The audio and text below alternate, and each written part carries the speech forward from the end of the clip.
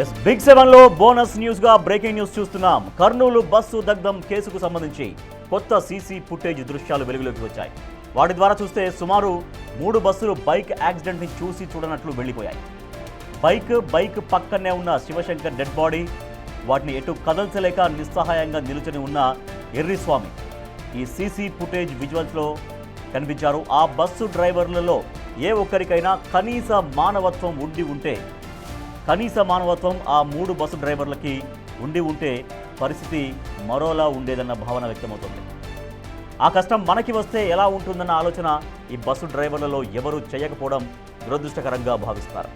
ఏ ఒక్క bus driver అయినా వారి సమస్య గుర్తించి అక్కడ ఆగి అసలు అక్కడ ఏం జరిగిందో చూసి అక్కడ సాయం చేసి ఉంటే నిజంగా, లేకపోతే అక్కడ ఆల్రెడీ ఆ మనిషి అక్కడ చనిపోయి ఉంటే ఆ 2 వీలర్ అక్కడ రోడ్డు పైన పడి ఉన్నటువంటి ఆ 2 వీలర్ని పక్కకు జరిపి ఉండి, అక్కడ డెడ్ బాడీని పక్కకు జరిపి ఉండి, అక్కడ ఎవరైతే అక్కడ ఫ్రెండ్ ఉన్నారో ఎర్రిస్వామి అతనితో మాట్లాడడం కావచ్చు, లేకపోతే అసలు ఆ సిచ్యువేషన్ అంతా అక్కడ క్లియర్ చేసి ఉంటే అసలు ప్రమాదం జరిగేదే కాదు.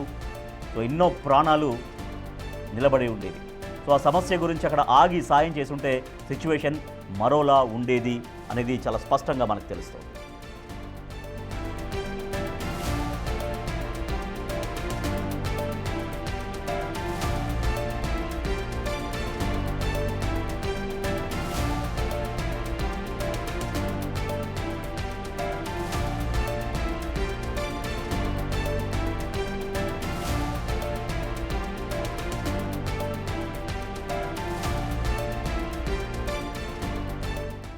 కర్నూలు బస్సు దగ్ధమై ఎంతోమంది ప్రాణాలు కోల్పోయారు, సజీవంగా దహనమయ్యారు. దేశవ్యాప్తంగా ఆ ఘటన అందరినీ తీవ్రంగా కలిచివేసింది. ఇప్పుడు ఆ బస్సు ప్రమాదానికి సంబంధించి సీసీటీవీ విజువల్స్ కొత్తగా మనకు వచ్చాయి. మనం చూస్తున్నాం బిగ్ టీవీ స్క్రీన్ పైన CC camera 1 visual and CC camera 2 visual మీరు చూస్తున్నారు. సో అక్కడ ఆ వ్యక్తి నిలబడ్డాడు. ఫస్ట్ బాక్స్లో ఆ రౌండ్ సర్కిల్ ఉన్నటువంటి వ్యక్తి ఎవరైతే చనిపోయాడో శివశంకర్, ఆ శివశంకర్ ఫ్రెండ్ ఎర్రిస్వామి ఆయన పక్కనే నిలబడ్డాడు, మనం గమనించవచ్చు. సో అక్కడ పక్కన డెడ్ బాడీ ఉంది. అయినా ఒక బస్సు వెళ్తుంది, కానీ అక్కడ ఏం జరిగింది, ఎందుకు ఆగి ఉన్నారు, తర్వాత అక్కడ అసలు రోడ్డు పైన ఆ బండి ఎందుకు పడి ఉంది, వాళ్ళు ఏమాత్రం విచారించకుండా అసలు ఏం జరిగింది తెలుసుకోకుండా వాళ్ళ మరణ వాళ్ళు వెళ్ళిపోయినటువంటి విజువల్స్ మీరు చూస్తున్నారు. సో రైట్ సైడ్ బాక్స్లో కూడా మనం చూడొచ్చు. అక్కడ బస్సులు వెళ్ళిపోతున్నాయి. సో అట్లా అంటే వరుసగా 3 బస్సులు వెళ్ళిపోయాయి. ఆ 3 బస్సులో ఏ ఒక్క బస్సు అక్కడ ఆపైనా సరే అసలు ఏం జరిగింది, ఆ బండి ఎందుకు అక్కడ రోడ్డు పైన పడి ఉంది, ఆ బండిని అక్కడ రోడ్ అంతా క్లియర్ చేసి ఆ పక్కకు జరిపుంటే ఎంతోమంది ప్రాణాలు, అసలు ఈ ప్రమాదం జరిగేది కాదు, ఈ ప్రమాదం గురించి మనకు తెలిసేదే కాదు. మా ప్రతినిధి శ్రీరామ్ మరింత సమాచారం ఉంది. సార్ శ్రీరామ్, 3 బస్సులు వెళ్ళిపోయాయి. ఏ ఒక్క బస్సు డ్రైవర్ ఆగినా అసలు ఈ బస్సు ప్రమాదం అనేది జరిగి ఉండేదే కాదు. ఆ బస్సు డ్రైవర్లు ఎవరు, ఆ 3 బస్సులు ఏ బస్సులో ఎక్కడి నుంచి ఎటు వెళ్తున్నట్టుగా ఏమైనా తెలిసిందా?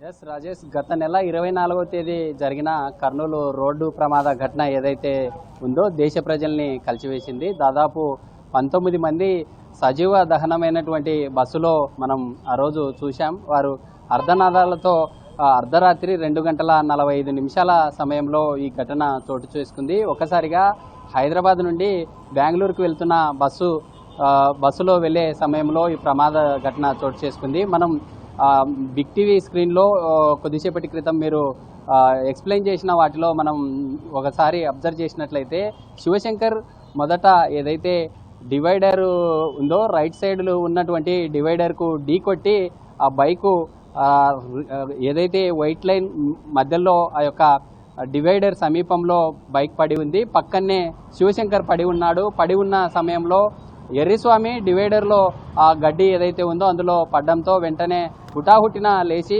శివశంకర్ని అక్కడి నుండి పక్కకు లాగివేశాడు. పక్కకి లాగివేసిన తర్వాత మనం ఓ సీసీటీవీ విజువల్లో చూస్తే అందరినీ కూడా ఈ ఘటన కలిచివేస్తుంది. ఎందుకంటే నిజంగా యావత్తు సమాజం అంతా కూడా సిగ్గుపడాల్సినటువంటి పరిస్థితి. ఓవైపు అర్ధరాత్రి తెల్లవారుజామున వర్షం కురుస్తూ ఉంది.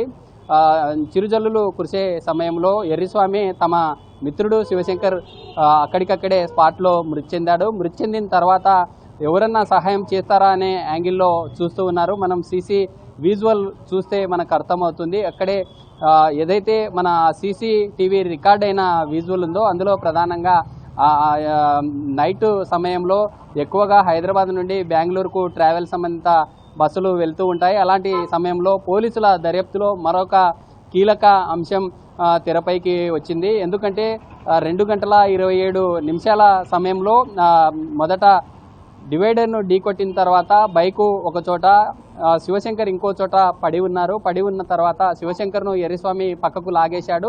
బైకును తీయబోతుండగా ఏదైతే కావేరీ ట్రావెల్ బస్సు దగ్ధమైందో ఆ బస్సు కంటే ముందే ఇంకో బస్సు ఢీకొట్టింది. స్వల్పంగా ఢీకొట్టి బస్సుకున్న బంపర్ను ఢీకొట్టిన తర్వాత కొంత దూరం వెళ్ళి ఆ యొక్క బైకు పడినటువంటి పరిస్థితి. ఆ డ్రైవర్ అక్కడి నుండి ఎస్కేప్ అయ్యారు. మరోసారి బ్యాక్ సైడ్ నుంచి వస్తున్నటువంటి లారీస్ కావచ్చు లేదా బస్సులు కూడా ఆ మార్గం గుండా వెళ్ళిన పరిస్థితి.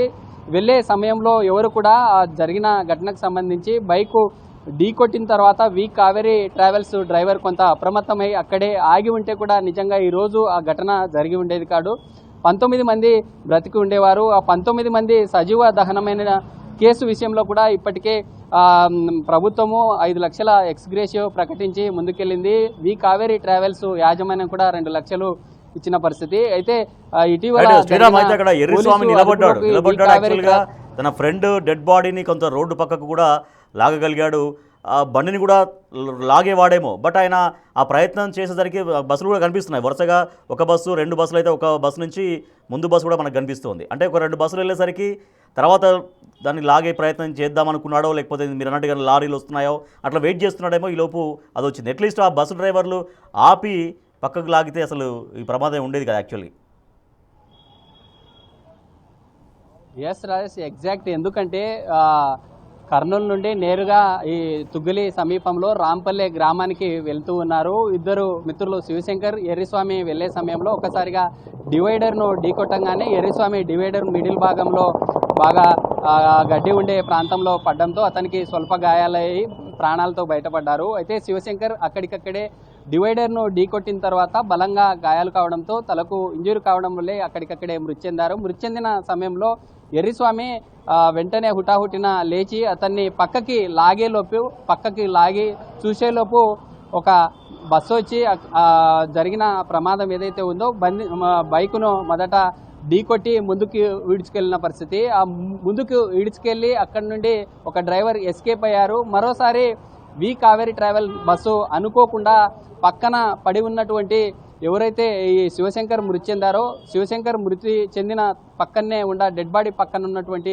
ఎర్రిస్వామి బిక్కుమంటూ తమ ఫ్రెండ్ మరణించిన తర్వాత ఏం చేయాలో తోచని పరిస్థితిలో అతను ఉన్నాడు. అతను ఉండే సమయంలోనే డ్రైవర్ కూడా కొంత, ఎందుకంటే తెల్లవారుజామున జరిగిన ఘటన కాబట్టి ఖచ్చితంగా నిద్రమత్తులో ఉంటారు. ఖచ్చితంగా నిద్రమత్తుతో పాటు అతివేగంగా వెళ్లే సమయంలోనే పక్కన పడి ఉన్నటువంటి శివశంకరు, ఎర్రిస్వాములను చూశారు. వాళ్ళని చూసి ఉండడంతోనే ముందరున్నటువంటి బైకు కొంత అది బ్లాక్ కలర్లోనే ఉండడం, రోడ్డు కూడా రిఫ్లెక్ట్ కావడంతో 2 కలర్లు సేమ్ మ్యాచ్ కావడంతో కొంత బైకును గుర్తించలేకపోవడం వల్లే బైకును ఢీకొట్టి నేరుగా బంపర్లో ఆ యొక్క బైకు ఇరుక్కున్న తర్వాత అందులో ఉన్నటువంటి పెట్రోల్తో పాటు రోడ్డు ర్యాపిడ్ 2 తోడవడంతో వెంటనే మంటలు వ్యాపించాయి. కొంత మంటలు వ్యాపించిన తర్వాత నేరుగా డ్రైవర్లు అప్రమత్తమై అక్కడి నుండి వెళ్ళిపోయారు. అక్కడి నుండి వెళ్ళిపోయిన తర్వాత వారికి లభించిన రాడ్స్ కావచ్చు లేదా వివిధ స్టోన్స్ను రాళ్లను తీసుకొని అద్దాలను బ్రేక్ చేసి అందులో ఉండే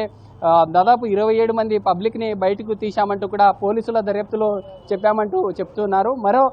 మనం చూసే మన బిగ్ టీవీ స్క్రీన్లో 4 నిమిషాల సీసీ కెమెరా ఎవిడెన్స్ ఏదైతే ఉందో అందులో మనం ఒకసారి అబ్జర్వ్ చేసినట్లయితే మొదట బైకు ఢీకొట్టిన తర్వాత ఫ్రాక్షన్ ఆఫ్ సెకండ్స్లోనే ఇదంతా కూడా జరిగిపోయింది. ఎందుకంటే డ్రైవర్లు దిగి చూసేలోపే ఒకసారిగా యొక్క పెట్రోల్ బైకు ఏదైతే ఉందో పెట్రోల్తో పాటు ముందు భాగంలో ఇంజన్కి తోడు కావడం, అందులో ప్రధానంగా హైదరాబాద్ నుండి బెంగళూరుకి వెళ్లే సమయంలో అందులో దాదాపు 257 మొబైల్ ఫోన్స్ ఉండడం వల్లే ఈ ప్రమాదం చోటు చేసుకుందంటూ కూడా ఫోరెన్సిక్ అధికారులు కూడా దర్యాప్తులో ముమ్మరంగా తేలినటువంటి పరిస్థితి. ఎందుకంటే బస్సు ఇటీవల కాలంలో వస్తున్న బస్సులో ప్రధానంగా ఉండే ఫైబర్ కంటెంట్ కూడా ఎక్కువగా ఉంటుంది. వాటితో పాటు మిగతా ప్లాస్టిక్ మనం చూసే స్లీపర్ బస్సులో ప్రధానంగా వాటిలో ఉండే క్లాత్స్ కావచ్చు లేదా ఫైబర్ సంబంధిత మెటల్ ఎక్కువగా మండటానికి సహాయపడడం వల్లే ఈ ఘటన చాలా స్పీడ్గా ఎర్రిస్వామి రోడ్డు పక్కన నిలబడ్డాడు, బైక్ ఏమో ఆ డివైడర్ దగ్గర ఉంది,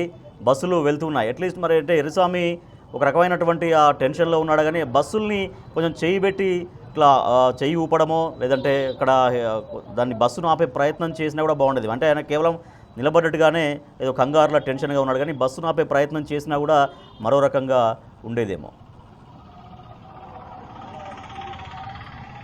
ఎస్, ఎందుకంటే ఒక్కసారిగా శివశంకర్ డివైడర్ని ఢీకొట్టిన తర్వాత పక్కనే పడి ఉన్నాడు. పక్కనే పడి ఉన్న ఎర్రిస్వామి హుటాహుటిన లేచి తన మిత్రుడిని పక్కకి లాగి చూసేలోపే ఒక వాహనం వచ్చి ఢీకొట్టింది. నిజంగా ఎర్రిస్వామి కొంత అప్రమత్తమయ్యి వస్తున్న వెహికల్స్ ఏవైతే ఉన్నాయో ప్రధానంగా ఈ బస్సు ఢీకొట్టే ముందే కొన్ని స్లీపర్ బస్సులు కూడా వెళ్ళినట్లు పోలీస్ అధికారుల దర్యాప్తులో తేలింది. అందులో ప్రధానంగా వెహికల్స్ ఈ బస్సులు కావచ్చు లేదా మిగతా లారీస్ కావచ్చు ఆపోజిట్గా వస్తున్నటువంటి వారు చూస్తూ ఉన్నారు. ఏదైతే కర్నూలు నుండి బెంగళూరుకు వెళ్లే రూట్లో కూడా మిగతా వెహికల్ వాళ్ళంతా చూస్తూ ఉన్నారు. నిజంగా మానవత్వంతో కొంత వెహికల్లను తమ స్పీడ్ను అదుపు చేసి అక్కడే ఆగి ఉంటే నిజంగా ఈరోజు ఈ ఘటన చోటు చేసుకునేది కాదు. నిజంగా ఆ 19 మంది బస్సులో సజీవ దహనమైన వారంతా కూడా బ్రతికి బయటపడేవారు ఖచ్చితంగా. అందులో ప్రధానంగా ఎర్రిస్వామి కూడా ఆ ఘటన జరిగిన తర్వాత కేవలం శివశంకర్ను చూస్తూ ఉన్నారు. అతనికి ఏం చేయాలనేటటువంటి వాస్తవం కూడా అంతు తోచని పరిస్థితుల్లో ప్రశ్నార్థకంగా మారడంతోనే కేవలం చూస్తూ ఉన్నాడు. మిగతా వెహికల్లో మనం చూసే సీసీటీవీ ఫుటేజ్లో ఆ ప్రమాదం జరిగిన తర్వాత ఇద్దరు పడి ఉన్నారు. డివైడర్ని ఢీకొట్టిన తర్వాత శివశంకర్ పక్కన పడి ఉండడంతో వెహికల్స్ ఏవి రాకపోవడంతో అక్కడ నుండి పక్కకి లాగివేశారు. మనం చూస్తూ ఉన్నాం ఒక స్లీపర్ బస్సులో రికార్డ్ అయిన దృశ్యాలు అవి. రికార్డ్ అయ్యి ఆ యొక్క శివశంకర్ అక్కడే పడి ఉన్నాడు. తర్వాత ఎర్రిస్వామి పక్కకి లాగి పక్కన పెట్టిన దృశ్యాలు అయితే ఇప్పుడు సోషల్ మీడియాలో వైరల్గా మారాయి. అందులో ప్రధానంగా దానికంటే ముందు ఒక 4 నిమిషాల వీడియో ఏదైతే ఉందో అందులో మొదట బైక్ను ఢీకొని వెళ్ళిన తర్వాత మంటలు ఎక్కువగా వ్యాపించడం, ఇదంతా కూడా కేవలం నిమిషాల సమయంలోనే ఇదంతా జరిగింది. పోలీసుల దర్యాప్తులో అనేక కోణాలు కూడా బయటకు వచ్చాయంటూ చెప్తున్నటువంటి సిచ్యువేషన్ అయితే ఉంది. అందులో శివశంకర్తో పాటు ఎర్రిస్వామి ఇద్దరు కూడా మద్యం మత్తులో ఉన్నారు. నిజంగా ఈ ఘటనలో శివశంకర్ మద్యం తాగి ఉండడం వల్లే ఇలా జరిగిందని మొన్నటి వరకు సోషల్ మీడియాలో వార్తలు వచ్చాయి. నిజంగా ఎర్రిస్వామి మద్యం మత్తులో ఉంటే నిజంగా ఎర్రిస్వామికి తన ఫ్రెండ్ని పక్కకు లాగివేశాడా అనే యాంగిల్లో కూడా పోలీసులు దర్యాప్తులో ఇంకా కొనసాగే ఛాన్స్ అయితే ఉంది.